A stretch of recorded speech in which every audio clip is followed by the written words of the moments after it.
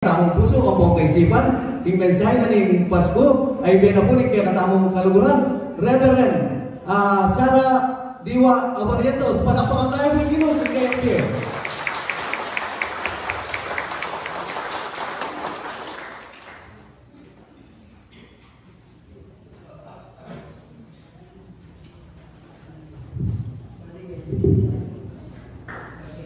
Manalangin namin po sa tubig. Umeka kayong danay ni O Diyos, ibuklat mo kami puso para kayong malalam at pamisip. Tanggapan niya ang mensahe ining kabenyan para kayong lalong pamagpalalam at pamamunganan. Hindi kami kasalpatayanan, kikapuriyanan ng Ginoong Jesucristo. Amen. Kaya po ang gawin match, ang energy ng Pastor Larin. Si Pastor Larin talaga niya itong yakarang energetic Pastor Larin. Conference at maragon kami po respeto kaya pong kalupa niya Reverend Garcia kasi grani pong Pastora Reni ang hindi na-match kasi bagan nung makanano lang makikugnin kareng katamong miyembro uling at yung pangarela itang spirit dareng minunan talampagobra. Actually, ang lahat yung kabraga ako na nakanakatalampagobra o yung guli-guli maintain kaya ka na akong ministry na itang spirit na rin minulang talapag-obra, manatili yan naman po karin kami ministry. 12 years na ako po pastor, 6 years ordained. Hindi ko pa makulit nagkapanaral kay Mississippi magsaysay. Balo yun po nung kapilang yung tauli kong pamanaral niya din. Tanong naman Pastor David. Si Wayang President ko pa po kanina, so you could just imagine. Noong daan ulit po, I'm sorry. Sino po ba yung mga Tagalog po dito? Ako, kawawa naman po kayo.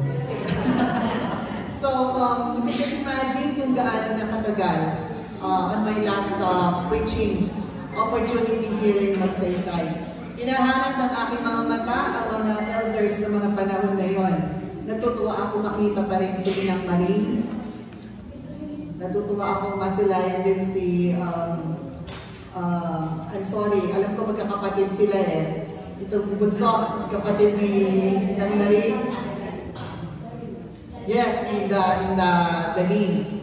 Hinahanap ng aking mga mata sina Apong Meren Cosme, si Mang Nato, si Indra Ines, mother ni Maricel at ni Nancy. Sina Apong Itang, si Apong Eden, sila ang mga natatandaan kong miyembro nung ako'y bata pa. Umalis po ang father ko dito natapos ang kanyang term. 12 years old ako. Kaya kung matagal siyang naglingkod ng magsaysay na noon hindi natin napapansin kung 6 or 8 years. Pero I guess Pastor David was the longest one to serve for more than 9 years, So talagang natin dito, ang aking mga magulang na mga bata pala kaming magkakapatid. Malapit sa puso namin ang magsaysay. Dahil ito po ang destino ng aming mga magulang ng bata kami. Napakarami namin childhood memories bilang mga anak ng pastor sa dakong ito ng ating konferensya. At ang daan doon pa, babantangan niya mo iniyan. Kaya ulot din po ba? So, isang pilapin po kami. Maliliit kami. Pagpapunta kami dito, ang mga challenging experience po namin talaga na pinaranas sa amin ng Diyos sa pagsubok sa katapatan sa pananambahan. Sasakay po kami ng jeep, kakandungin kami ng parents namin kahit malaki na kami ni Jonathan yung susunod sa akin. Paglapit-lapit maanan, baka na maglupa kayo malaki talaga. Para magbabayad ang magulang ko ng 2 bayad lang. Tinitignan na lang kami ng mga driver kasi 2 bata ang kinakalong ng aking mga magulang. Kasi nung mga panahon na yun, may mga Sundays po pala, napupunta po kami dito. Napamasahe lang namin, pakarating. Hindi ko alam ang mga story nito nung kami may edad na sakalang ito na ikukwento ng aking ina.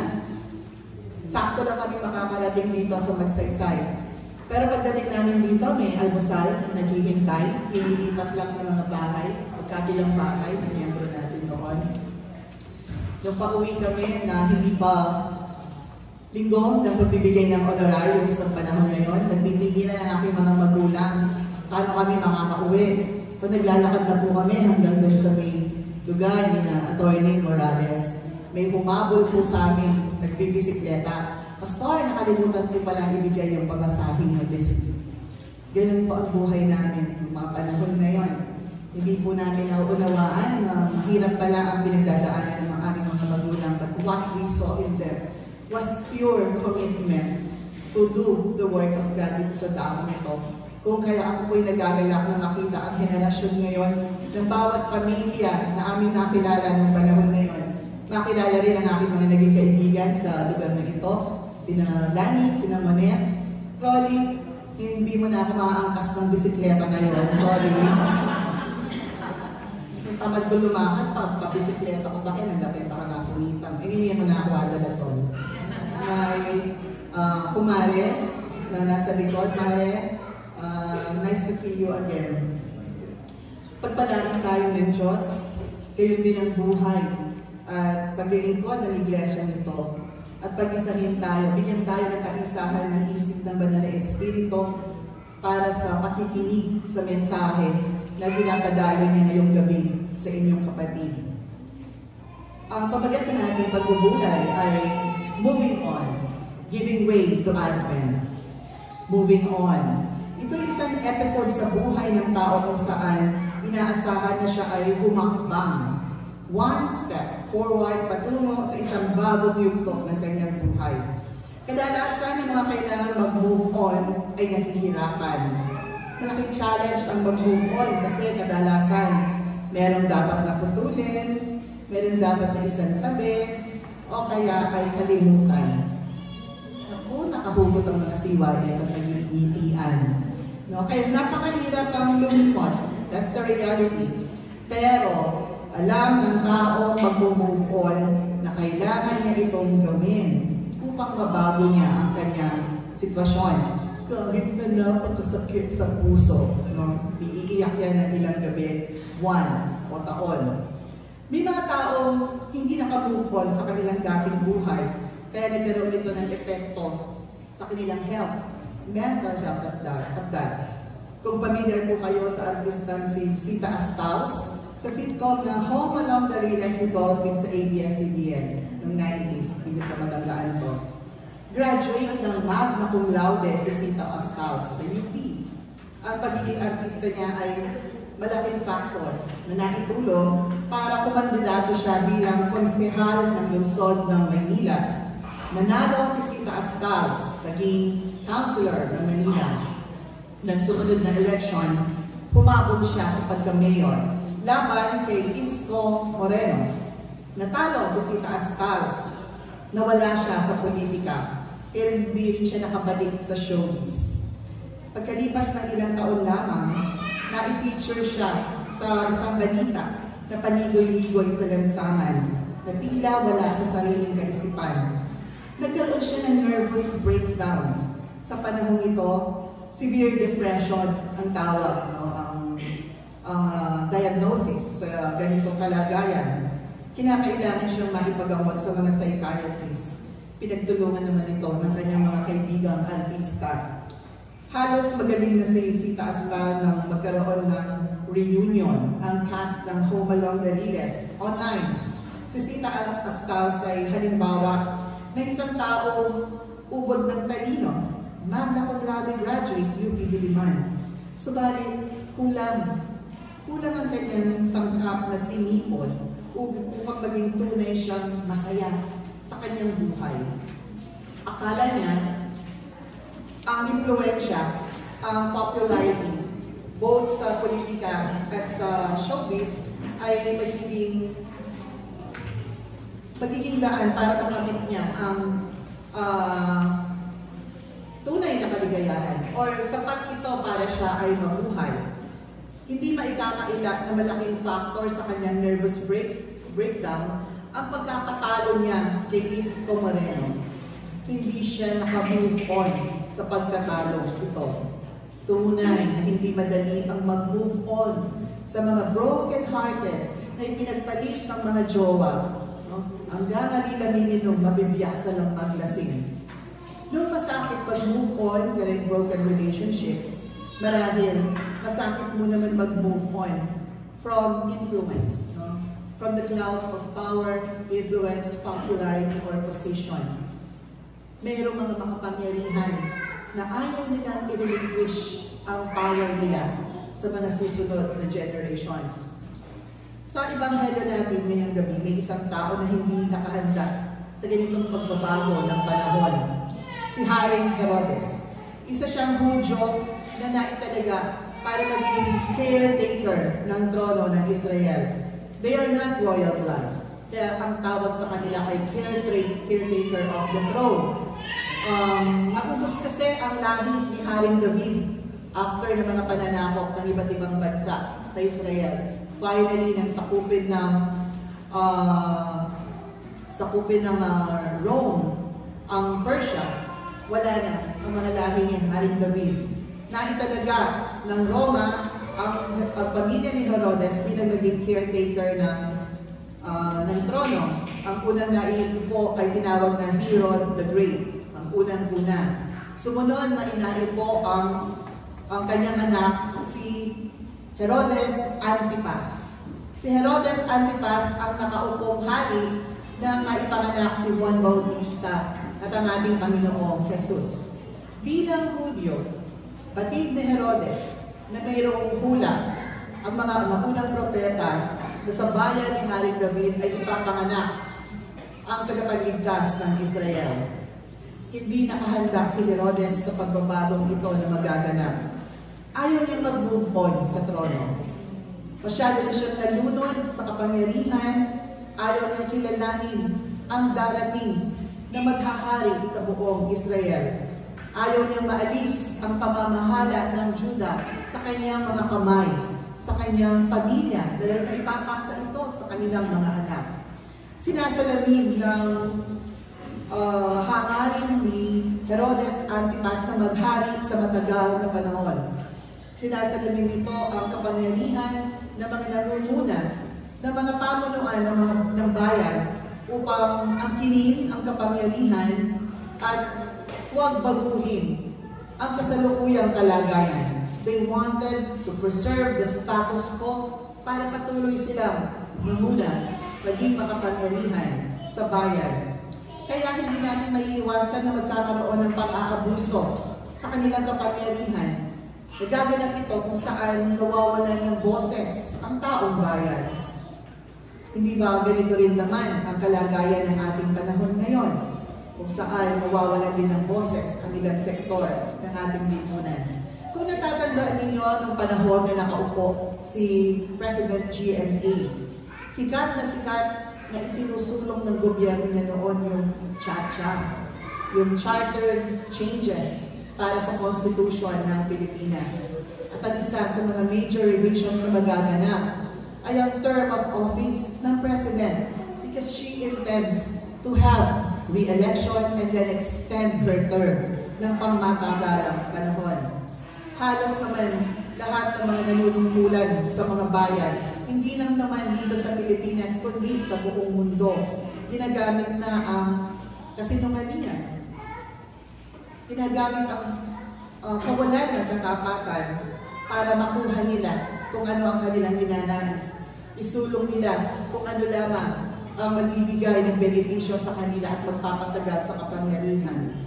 Kagaya ng sinabi ni Haring Herodes sa tatlong hari na dumalaw at nagtanong tungkol sa kapanganakan ng manunubos ng Israel. At sabi nila, saan naipanganak ang batang ito? Pag nakita ninyo, balikan ninyo ako dito upang ako man ay sumamba sa kanya. Dapat sa maging kabambalan tuloy ako. Kaya lang, sa pagpapatuloy ng istorya, nalaman natin, continuation nito, na dahil hindi nakabalik ang tatlong pantas sa kanya, nagalit siya. So he asked his army to siege Jerusalem at lahat ng mga bata na edad 1 taon pababa. All of them were murdered. So deceiving ang ginawa ito ni Haring Herodes. He was deceiving the 3 wise men na sabihin sa kanya kung nasaan ang kinaroroonan ng sanggol. upang ito'y patayin, hindi upang sambahin, hindi upang kilalanin. Ang kapangyarihan, mga kapatid, ay nakakabulag. Ang taong nalulunod sa kapangyarihan, gagawin niya ang lahat kahit na magdadala ito ng paghihirap ng kanyang kapwa-tao. Si Herod Antipas ang nagpapatay sa lahat ng anak na lalaki sa Bethlehem sa gabi ng kapanganakan ng Messiah. Lumipas ang mahigit 30 taon, siya rin ang Herodes na nagpapatay kay Juan Bautista. Ganun pa man, ang Diyos ay hindi natutulog. Hindi nakahayaan ng Diyos na manatili ang kasamaan, ang pag-aabuso, lalo na mula sa mga nangunguna sa bayan. Nawakasan ang pamumuno ni Herod Antipas kamay ng kanyang pamangkin. Hindi na ipasa sa kanyang anak ang korona. Pinalaya siya sa Juda, na-exile siya away from Juda hanggang umabot ang kanyang kamatayan. Hindi na siya nakabalik ng Juda. Ang kasamaan ay matatapos. Ang pagpapahirap sa mga tao ay tutuldukan ng Diyos. Ang martial law sa Pilipinas natapos pagkatapos ng 22 years. Ang communism sa Europe nabuwag noong 1980s. Bahagi ng kaligtasan na hatid ng manunubos ay ang kaayusan. Kaayusan na kapag kumilos ang Diyos, lilinisin niya, wawakasan niya ang lahat ng uri ng kasakiman saan man ito kailangan.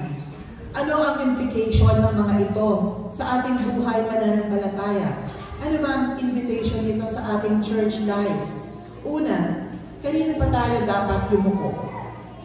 Sino ang ating yuyukuan? Kaninong kautusan ang dapat nating pakinggan? Ang mga makapangyarihan sa sanlibutan, wala silang maipapangakong pangmatagalan na kalagayan sa atin na may pag-iisip at pag-alang-alang sa ating kagalakan. Bago nila iisipin ang ating kasiyahan, uunahin muna nilang ayusin ang para sa kanilang sarili. Kaya halos latak na lamang ang napupunta sa mga tao. Ang Diyos ay hindi ganyan. Sa Diyos, ang pinakamahalaga ang kanyang ibinigay. Ang kanyang bugtong na anak ay kanyang ibinigay sa sanlibutan upang maisakatuparan niya ang pagliligtas dito. Kung saan ang buhay na walang hanggan ay ating makakamit. At dito pa lamang, may kagalakan na. Bago pa natin tanggapin ang eternal life, kumikilos ang Diyos upang dito pa lamang sa lupa ay makaranas na tayo ng kagalakan. Hindi naman kasi kasalanan sa Diyos na sumulong ang ating kabuhayan. Hindi kasalanan ng Diyos, imikwal tayo ng tao. Alam ko marami sa inyo, sa pamilya dito, nagsimula rin sila sa napakasimpleng buhay, kagaya ng pagsisimula namin. Naalala ko ang mga kwentuhan ng nanay ko, paano nagkakasalubong ang mga nanay dyan kasi naghahanap ng pang-tuition fee ng mga anak nila sa college. Lalo nun ni Loretta, kakalimuhan ko na rin, nanggaling sa bahay dito, papunta doon, papunta naman yung isa doon. Papunta siya doon sa bahay na inutahan ng isa, huwag ka nang tumuloy, hindi ako pinautang. Naghahanap silang pareho ng tuition fee ng kanilang anak. I don't remember the names ng mga kababaihan ito. But their stories, I remember. Pinag-uusapan kasi sila ng nanay at tatay ko. At makita ang buhay ng magsaysay ngayon kung paano pinagpala. Makikita natin na ang Diyos ay tunay na kumikilos sa ating mga buhay. Kaya sa Diyos lang tayo dapat yumuko, hindi sa mga makapangyarihan ng sanlibutan. Hindi tayo yumuyuko sa mga makapangyarihan ng ating bayan, lalo na yung mga buktot at hindi iniisip ang kapakanan ng mga malalita. Yun din naman, kung tayo ay may mga posisyon sa simbahan, hindi yan meant para yukuan tayo ng ating mga kapatid sa iglesia. Sa iglesia, ang mga tinatanggap nating paglilingkod, positions in the council, being elected as officers ng mga organizations, they are meant for functions. They are meant for service, hindi para maging boss, ng mga organization, maging boss ng simbahan, at pagkatapos, ang pastor ay parang empleyado at pinagtutulungan. It is not meant like that. Servant leadership is not meant to be like that. Kung nasa sa atin ang banal na Espiritu, ibibigay niya sa atin ang kalinawan upang magampanan natin ang pagkakatawag natin. Sa Diyos lang tayo susunod kahit na mahirap. Sa Diyos lamang tayo lulukok kahit na meron tayong kailangan lisanin at talikuran na magagawa dahil hindi ito nakaayon sa kanyang layunin. Ikalawa, hindi maitataas ng kayamanan at kapangyarihan ang tao. Ang kapangyarihan at kayamanan ay panandalian lamang. Bukod lamang ang mga matapat na susunod sa Diyos, mga nakikinig sa kanyang tingin, sa kanyang anyaya.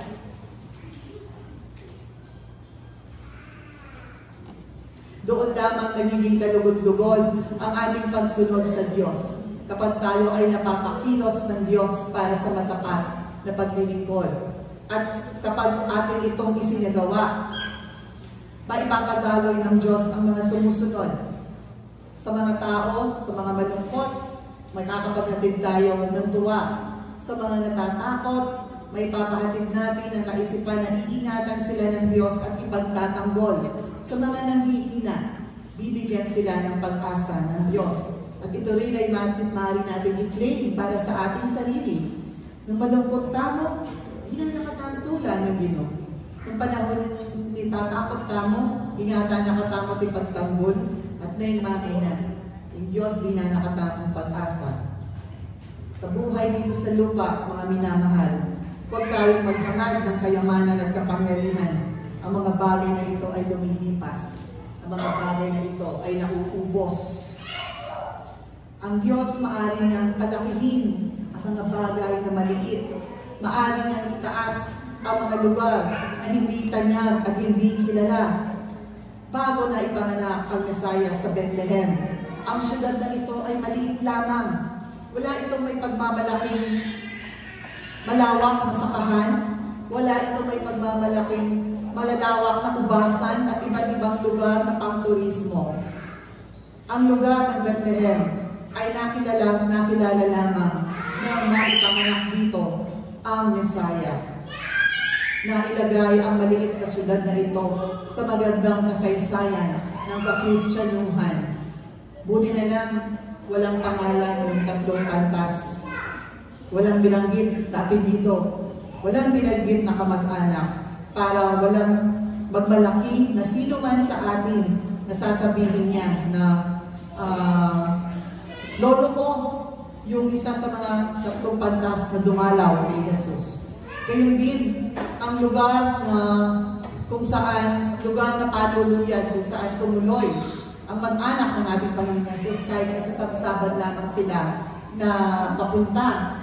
Hindi masasabi ng owner ng bahay patuluyan na ito, na ngayon ay hotel na sa Bethlehem. Ang hotel na ito ay nagsimula sa maliit na bahay na patuluyan kung saan naipanganak ang Mesaya. In fact, yung sabsaban ng manger nandoon pa sa isa naming kwarto. Nobody can claim all of these things. Nobody can claim the family affiliation. Nobody can claim the place where the Messiah was born.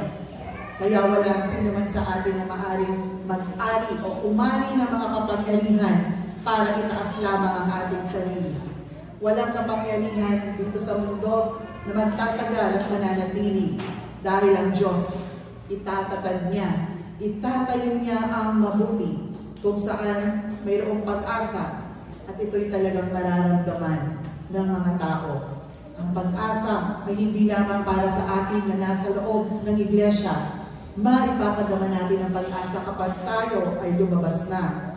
Kung saan ang liwanag ni Kristo, bibigyan niya ng liwanag ang daan na madilim upang ang lahat ng maglalakbay sa dilim na ito, hindi sila maliligaw. Makikita nila ang daan pag-uwi. Ito ang nangyayari sa atin ng bagong Adbyento. Huwag tayong matakot, mga kapatid, sa mga pagbabago ng panahon. At hindi dapat baguhin ng panahon ang pagkilala natin kung sino ang Diyos, kung sino ang manunubos. Dahil magbabago man ang mga paraan, magbago man ang mga kilos ng pananampalataya, ang Diyos ay hindi magbabago. Sa ngalan ng Ama, Anak at Espiritu Santo. Amen.